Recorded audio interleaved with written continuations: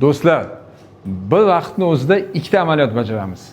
Ya'ni bu bemorimizda o't tosh kasalligi, undan keyingisi qizil'o'ngach diafragma gvijasi.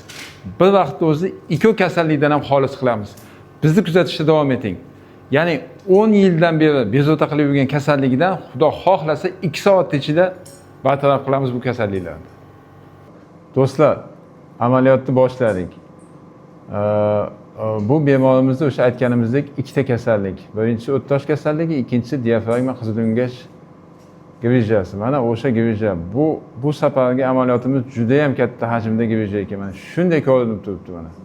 Yaxshi ko'rsatamiz. Mana katta. Mana diafragma oyoqchalari kengayib ketib, oshqozon deyarli hammasi to'liq tepaga chiqib ketyapti mana. Mana katta mana. Bu mana diafragmaning chap oyoqchasi. Katta gvija ekan. Endi hozir shu amaliyotni bajaramiz, ajratamiz, mobilizatsiya qilamiz, olib tushamiz. Keyingisini ko'rsatamiz. Keyingi kasalligi mana o't tosh kasalligi, ya'ni o't qopi mana, o't qopining ichida toshlar bor. Bu ham bezovta qilib kelgan. Buni ham olib tashlaymiz. Amaliyotimizni tugatdik. Amaliyotimizni yakuniy bosqichi mana, xo'p, o'sha aytganimizdek diafragma oyoqchalarini mana tikib, o'sha orqadagi teshikni bekitdik, orqaga mana. Mana oldingi devorga ham tikdik mana, bekitdik. Mana 360 graduslik fundoplikatsiya qildik. Nihoyatda ajoyib operatsiya bo'ldi.